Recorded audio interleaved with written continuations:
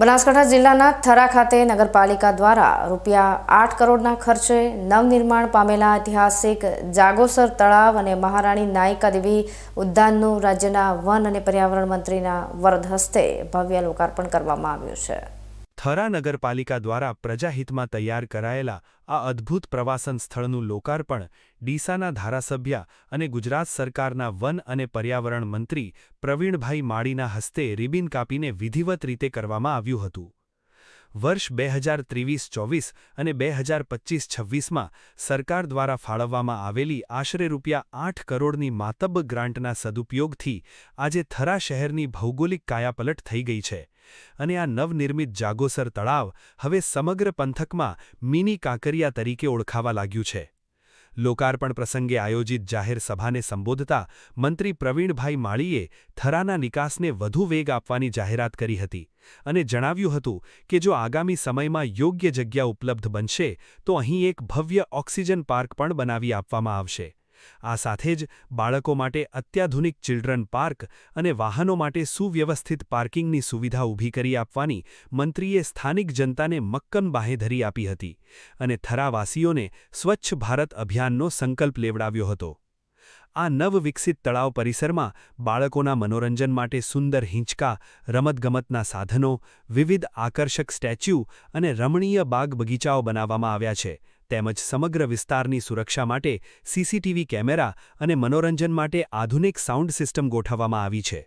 લોકાર્પણની રાત્રે રંગબેરંગી લાઇટોના રોશનીથી ઝળહળતા તળાવનો અદ્ભુત નજારો માણવા માટે સમગ્ર પંથકમાંથી હજારોની મેદની ઉમટી પડી હતી, જેમાં તળાવની મધ્યમાં સ્થાપિત કરવામાં આવેલી ભગવાન શિવની ભવ્ય પ્રતિમા સૌ કોઈના માટે મુખ્ય આકર્ષણનું કેન્દ્ર બની હતી।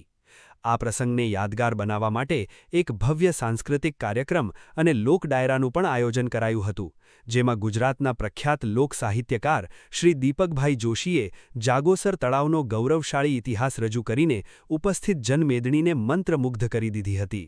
હવે આગામી દિવસોમાં આ સ્થળ ઉત્તમ પ્રવાસન ધામ તરીકે ઉભરી આવશે। સાહેબ, શું કહેશો જે પ્રકારે આજે થરા નગરપાલિકા દ્વારા અહીંયા જાગોસર તળાવનું આપને હાથે લોકાર્પણ થઈ રહ્યું છે, આપ શું કહેશો?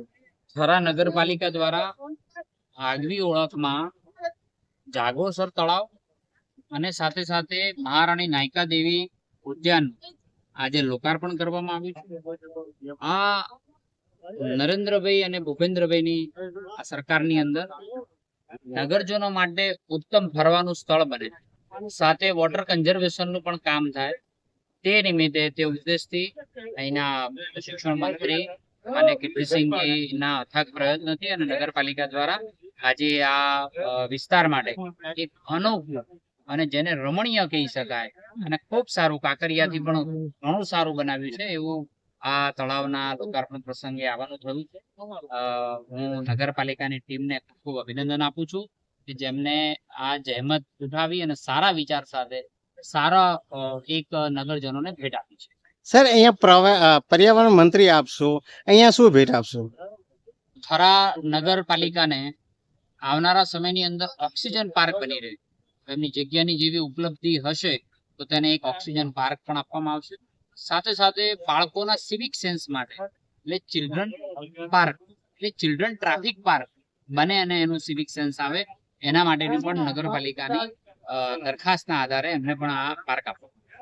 આમ થરાના ઐતિહાસિક જાગોસર તળાવ અને મહારાણી નાયકા દેવી ઉદ્યાનના લોકાર્પણથી સ્થાનિક નાગરિકોને મનોરંજન માટે એક ઉત્તમ નજરાણું મળ્યું છે અને મંત્રીશ્રીની નવી જાહેરાતોથી આગામી સમયમાં થરા શહેરના વિકાસને એક નવી અને મજબૂત દિશા મળશે।